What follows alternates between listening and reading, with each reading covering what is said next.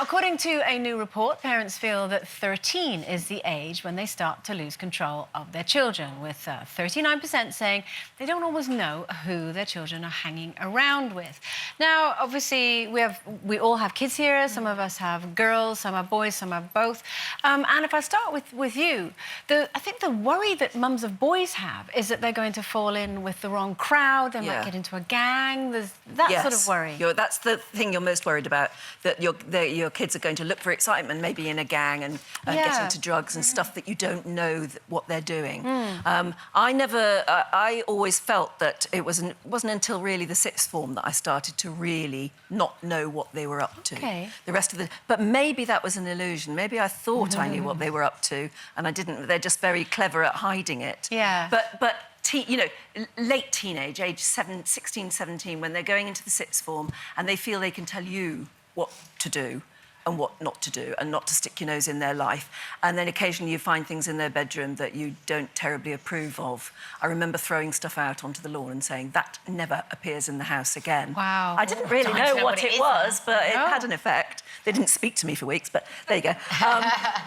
It must be different bringing up girls. Because aren't you worried with girls that they'll get the wrong boyfriend and that's how they'll fall into totally the wrong crowd? Yeah, I think... That's what happened.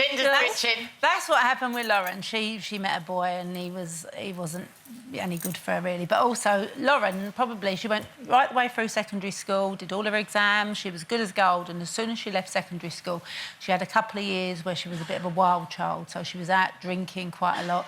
She wouldn't be home when she said she was coming home, so I'd be driving around in the car trying to find her. So did it feel like you've lost control? Yeah, completely. And then she'd come home at all hours of the night and So she was 18 then? She was probably about 16, 17, right. 17. God, that's a worry, isn't I know, it? yeah. Literally going out and looking for her. Yeah, driving around, just like my mum used to do for me. For me. I mean, she used to do it in minicabs. I know, get payback, don't we, for bad behaviour.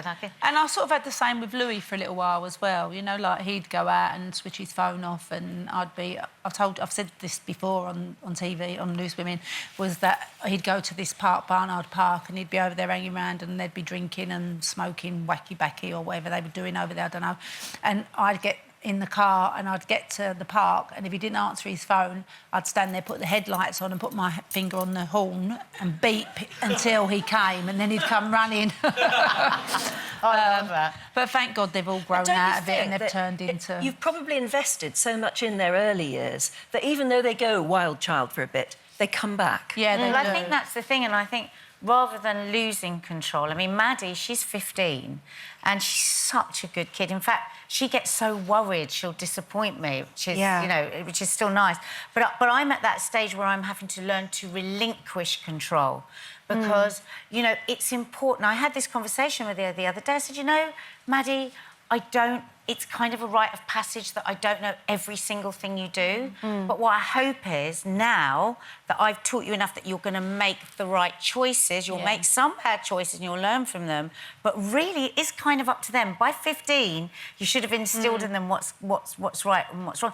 But, you know, as you know, my daughters are both home educated, and as I say, Maddie and Kiki, they're great kids. But Maddie did say to me, and I found it really alarming, she said, you know, Mum, if I'd stayed at that school, I guarantee you, whatever that group had done that I wanted to be in with, I would have done it.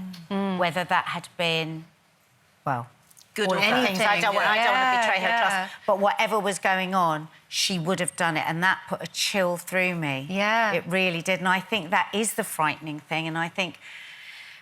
I don't even know what the answer is to that. You've got a great kid and they want to be part of all the gang, and they just... We made that mistake as adults, don't we? So it's really odd. Amy starts secondary school in September, and, well, it's great. It's I know. It's a rite of passage, and... Little girl grows up really quickly. She's going to be 12, and I can already see it happening. It's that... pulling away, it's a look in the eye. Little attitude thing. It's a little attitude. Somebody else is probably having more influence on her than you. Yeah. Or as a parent, and I think that's a real worry, isn't it? Because you just hope that it's somebody nice. I think you've got to have sanity about it, haven't you? Like, if you've instilled that earlier on, those people that they're going to meet. That's what builds a character, isn't it? So it's just that fine-tuning.